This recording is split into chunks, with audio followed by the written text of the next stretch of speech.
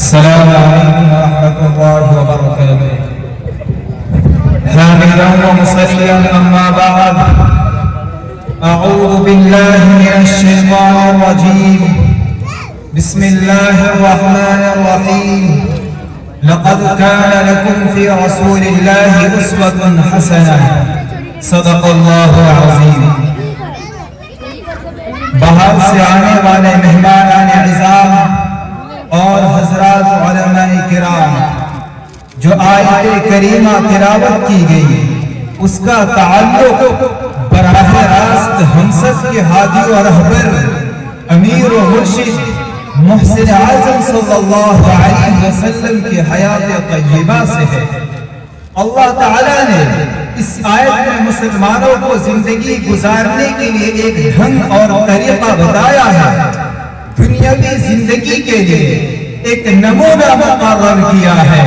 فوز و فلاح کا ضامن ایک حسین فارمولہ عطا کیا ہے۔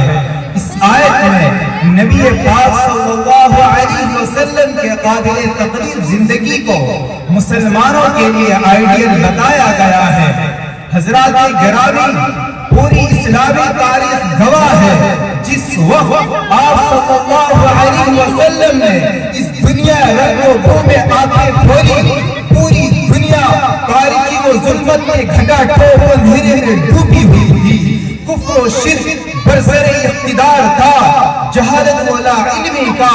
دور دورہ تھا، الفت و محبت نام کی بھی کوئی چیز نہ تھی، وحشت و بربریت اپنے عروج پر تھی، انسان کے خون کا پیاسا تھا، قتل و غارت گیری کا بازار گرم تھا، اور ایسا محسوس ہو رہا تھا اب اس دنیا میں ہدایت و روشنی کا سورج شروع نہیں ہوگا، اس کائنات کا بحران ختم نہیں ہوگا، اس دنیا کو انسانیت کا درس نہیں ملے گا، اور ہمیشہ کے لیے لوگ آداب انسانیت سے محروم ہو جائیں گے۔ ایسے نازک اور پرآشوب دور میں ایک ایسی ہستی کا ظہور ہوا جسے نور و ہدایت کی ہمرکا بھی حاصل تھی، ایک ایسی ہستی نے جنم لیا جو علم ادب کا حسین سنگم تھی، ایک ایسی شخصیت معرف وجود میں آئی جو الفت و محبت پیاروں کا سرچشمہ تھی، وہ ذات جو لوگوں کے لیے یقین و محبت کا درجہ رکھتی تھی، جس کے اندر انسانیت شناسی اور مرد نوازی کا وصف نمایاں تھا،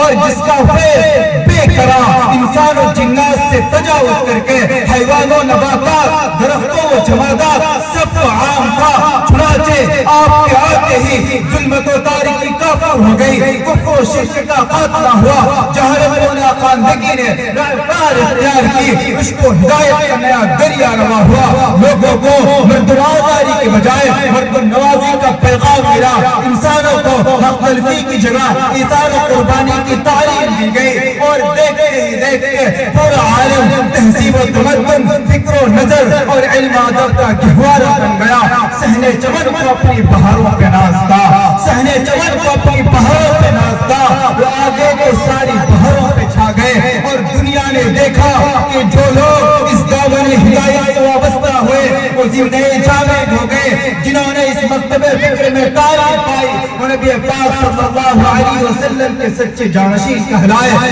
جن لوگوں نے اس آستانے کو مضبوطی سے تھامے رکھا، رضی اللہ عنہم ورضوان کے بشارت آمیز القاب سے نوازے گئے۔ یہی وہ در تھا جسے پکڑنے کے بعد حضرت ابوبکر صدیق کہلائے، یہی وہ دربار تھا جہاں سر جھکانے کے بعد حضرت عمر کو فاروق اعظم کا خطاب ملا، اور یہی وہ بارگاہ تھی جہاں حضرت عثمان کو ذی النورین کا لقب ملا، اور یہی وہ فوجی چھاونی تھی جس نے حضرت علی کو اسد اللہ کے نام سے یاد کیا۔ پوری دنیا جانتی ہے کہ جو دربار رسالت سے جڑے وہ آسمان علم و عمل کے درخشاں ستارے بن گئے، زہد و قناعت اور صبر و توکل کے امام بن گئے، انہیں دربار رسالت سے اصحاب النجوم کی بشارت ملی، دنیا و آخرت دونوں میں کامیابی و سرخ روئی کی ضمانت دی گئی۔ اور ایسا کیوں نہیں ہوتا؟ اللہ نے تو آپ کو اسی کام کے لیے بھیجا تھا، انسانوں کی رشد و ہدایت آپ کا مشن تھا۔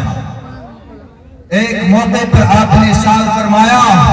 بعثت لأتمم مکارم الاخلاق، میں اخلاق کے محاسن اس کی خوبیوں کی تکمیل کے لیے اس دنیا میں آیا ہوں۔ قرآن کریم نے بھی آپ کی ہمدردی و انکساری، تواضع و انکساری کا نقشہ ان الفاظ میں کھینچا ہے۔ وَلَوْ كُنْتَ فَظًّا غَلِيظَ الْقَلْبِ لَانفَضُّوا مِنْ حَوْلِكَ، اگر آپ بدخل اور سخت دل ہوتے تو مؤمنین آپ کے دربار عالی سے کٹ جاتے، ان کا تعلق آپ سے ختم ہو جاتا، لیکن اللہ نے تو آپ کو خلوص وفا تقوی کر اور اطاعت و قربانی کا خوگر بنا کر بھیجا تھا۔ امت کی اصلاح میں آپ اپنی پوری توانائی صرف کرتے، انسانوں کو راہ راست پر لانے کے لیے ہر طرح کے مصائب کا سامنا کیا، لوگوں کی بھلائی کے لیے آپ نے دنیا کے ہر ظلم و ستم کو برداشت کیا، لیکن کبھی بھی اپنے مشن سے پیچھے نہیں ہٹے۔ اے مسلمانوں، اگر آج اسلام کو اپنانے کی وجہ سے ہمیں ستایا جائے، دین پر عمل کرنے کی جرم میں ہمیں اذیتیں دی جائے، تحفظ اسلام کی خاطر ہم مارے جائے، اعلاء کلمت اللہ کی راہ میں ہم گرفتار کیے جائے، تو اللہ پر بھروسہ کر کے ہمیں صبر کرنا چاہیے، ہمیں ہمت نہیں ہارنی چاہیے اور یہ سوچ کر برداشت کرنا چاہیے، اے اللہ اسی دین کے خاطر حضرت خباب کو جنت میں گھسیٹا گیا تھا۔